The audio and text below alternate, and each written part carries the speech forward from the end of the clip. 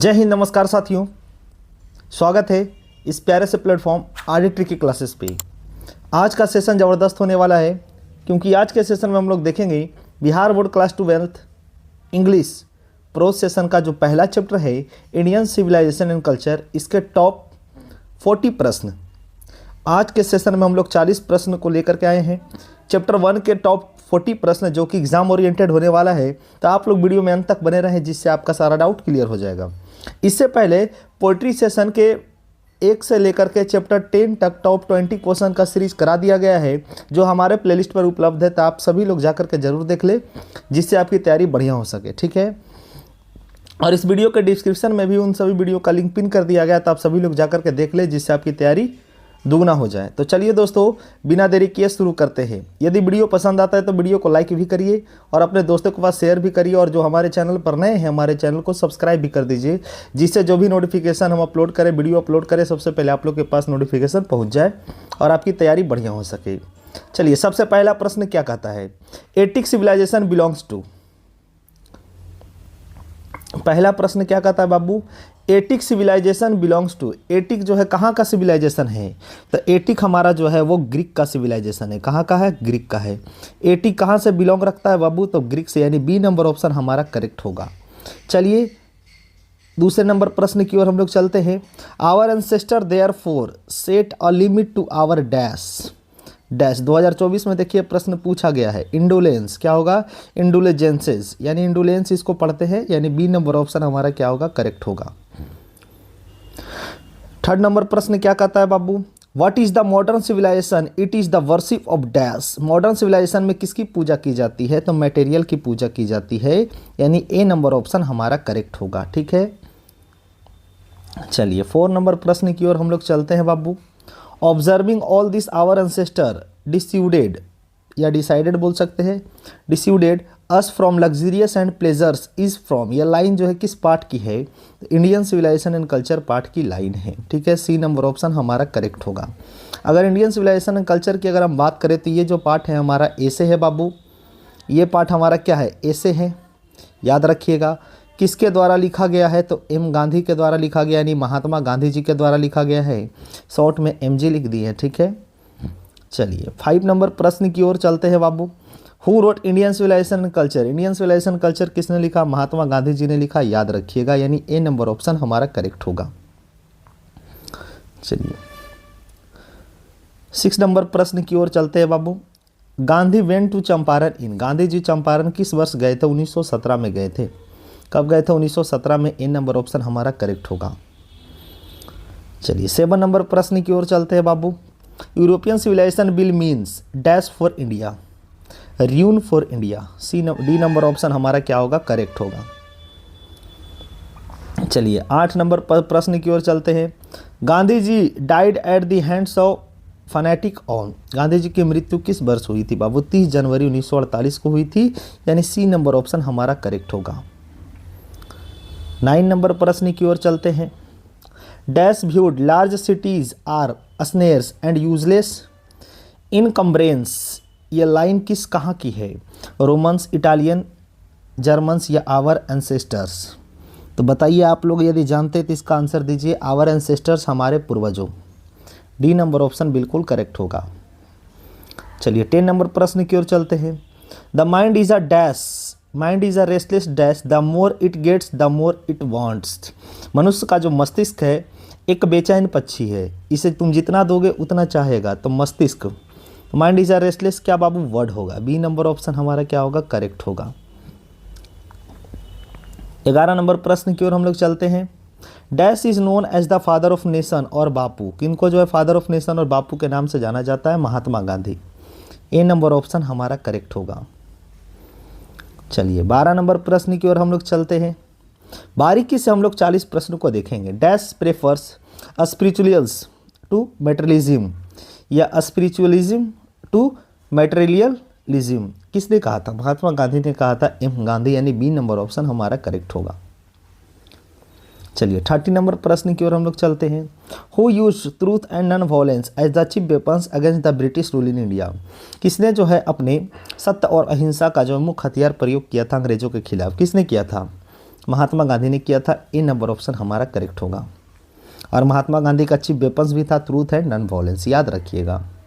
After all there is some things in Hinduism that has he kept is alive up till now is from. ये line किस part की? Indian civilization culture part की line है, यानी B number option हमारा क्या होगा? Correct होगा बब्बू। 50 नंबर प्रश्न की ओर हम लोग चलते हैं। Dash were satisfied with a small village. कौन जो है संतुष्ट थे छोटे से गांव में? हमारे पूर्वज। हमारे पूर्वज जो है संतुष्ट थे बाबू छोटे से गांव में ही, ठीक है। 60 नंबर प्रश्न की ओर चलते हैं। We notice that the mind is a restless body is from. ये किस पार्ट की है? Indian civilization and culture, B number option correct होगा। चलिए 70 नंबर प्रश्न की ओर हम लोग चलते हैं बाबू। सिविलाइजेशन है taught to be us more dash with each other. Civilization हमें क्या सिखाता है? फ्रेंडली होना सिखाता है। सभ्यता हमें फ्रेंडली होना सिखाती है। बी नंबर ऑप्शन बिल्कुल करेक्ट होगा। चलिए 80 नंबर प्रश्न की ओर हम लोग चलते हैं बाबू। A certain degree of physical harmony and comfort is necessary is taken from Indian civilization and culture. देखिए लाइन से भी प्रश्न पूछा जाता है, तो आप लोग बारीकी से पाठ को पढ़िएगा, ठीक है। 90 नंबर प्रश्न। India's glory it is that its civilization has remained dash. क्या होगा? भारत की जो सौंदर्य है, जो इसकी बनावट है, वो कैसी है? इमोवेबल है। इमोवेबल, जिसे कभी ख़त्म नहीं किया जा सकता है। सी नंबर ऑप्शन बिल्कुल सही है। शोभा जिसको बोलते हैं, ग्लोरी में शोभा आप समझ सकते हैं। In ancient Indian vehicles and west did not dash people. कहाँ के? ठीक है, इसके आंसर क्या होंगे? हेल्प होगा, रॉब होगा, हार्म होगा, ये हर्ट होगा। आप लोग बताइए इसका आंसर क्या होगा बाबू? रोब होगा। क्या होगा? रोब, ROB, रोब। बी नंबर ऑप्शन बिल्कुल सही है। चलिए 21 नंबर प्रश्न की ओर चलते हैं बाबू। Dash is dead against blind imitation of western civilization. कौन? Mahatma Gandhi. A number option correct होगा। चलिए 22 नंबर प्रश्न की ओर चलते हैं। The people of European are inspired by dash and Roman and writers. जो यूरोपियन लोग थे वो कहाँ के राइटर से इंस्पायर थे? एक तो रोमन था और दूसरा कहाँ के थे? ग्रीक। कहाँ के थे? ग्रीक। ए नंबर ऑप्शन बिल्कुल करेक्ट होगा। Greek and Roman writer. 23 number प्रश्न की ओर चलते हैं। फ्रेहंस वेयर रूलर्स ऑफ एंशियंट। कहाँ के? इजिप्ट के। फ्रेहंस कहाँ के शासक थे? इजिप्ट के थे। ए नंबर ऑप्शन बिल्कुल सही होगा। चलिए 24 नंबर प्रश्न की ओर चलते हैं बाबू। In no part of the world is from taken from Indian civilization and culture. B number option बिल्कुल करेक्ट होगा। चलिए 25 नंबर प्रश्न। The word famous Attic civilization is in. Attic civilization कहाँ के है? तो ग्रीक का है। कहाँ का है? ग्रीक का। ए नंबर ऑप्शन बिल्कुल करेक्ट होगा बाबू। Our ancestor enjoyed rules, enjoyed dash rule. कहाँ? Home rule. C number option बिल्कुल करेक्ट होगा। जो भी विद्यार्थी प्रश्न जान रहे हैं आप लोग जरूर कमेंट में आंसर दीजिएगा बाबू।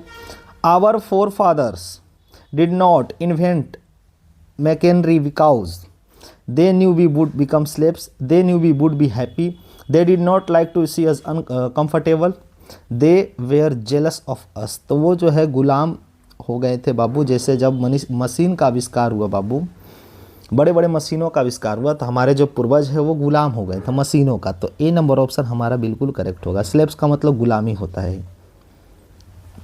चलिए 28 नंबर प्रश्न की ओर हम लोग चलते हैं। The Gujarati equivalent for civilization means. Gujarat में जो है सिविलाइजेशन को क्या कहा जाता है? गुड कंडक्ट कहा जाता है बाबू। क्या कहा जाता है? Good conduct. C number option बिल्कुल करेक्ट होगा। चलिए 29 नंबर प्रश्न की ओर हम लोग चलते हैं। Civilization is that made of conduct which point out of the man the part of duty is taken from. ये लाइन किस पार्ट की है? Indian civilization and culture part की, यानी ए नंबर ऑप्शन हमारा बिल्कुल करेक्ट होगा। चलिए 30 नंबर प्रश्न की ओर हम लोग चलते हैं बाबू। Dash were ruler of Egypt. Egypt का रूलर कौन था? फ्रेहंस था। Pharaohs was the ruler of Egypt. D number option बिल्कुल सही होगा। 2-3 तरीके से क्वेश्चन पूछा जाता है, इसलिए हर क्वेश्चन को हम आप लोग के लिए लेकर के आए हैं। India remains immovable and that is her dash. Immovable क्या था? ग्लोरी था। बी नंबर ऑप्शन बिल्कुल क्या होगा? करेक्ट होगा बाबू। चलिए 32 नंबर प्रश्न की ओर हम लोग चलते हैं। Some of the immediates and brilliant result of modern invention are to maddening tourists is taken from. ये सारी लाइन हमारे इंडियन सिविलाइजेशन पार्ट की है, यानी सी नंबर ऑप्शन करेक्ट होगा।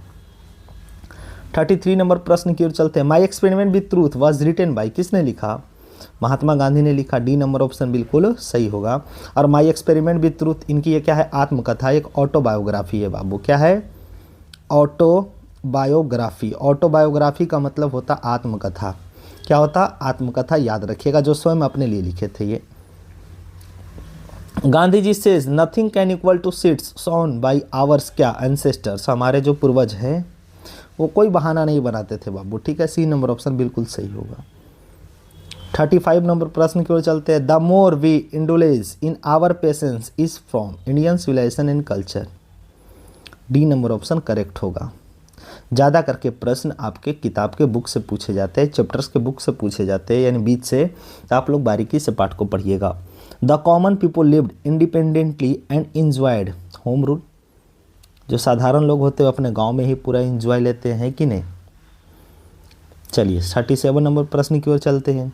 Simple living and high thinking is the base of, कहाँ का base है? इंडिया का बेस है, Indian civilization. B number option सही होगा। ठीक है, और ये किसने कहा था? ये कहे थे महात्मा गांधी, यानी एम गांधी कहते कि our ancestor live in a simple life and high thinking. Who said simple life and high thinking? Mahatma Gandhi. ठीक है, याद रखिएगा। सादा जीवन उच्च विचार आप लोग सुने होंगे हिंदी में।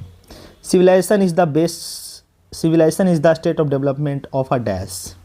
सिविलाइजेशन किसका है? तो पीपुल का ही तो है। ए नंबर ऑप्शन बिल्कुल सही होगा। Indian glory is that is 39 number प्रश्न इमूवेबल। ये प्रश्न देखिए बाबू 2-3 बार पूछा गया है। बी नंबर ऑप्शन करेक्ट होगा। 40 नंबर प्रश्न की ओर चलते हैं। Dash were a spiritual leader than a politician. कौन स्पिरिचुअल लीडर थे और पॉलिटिशियन थे? तब महात्मा गांधी थे। कौन थे?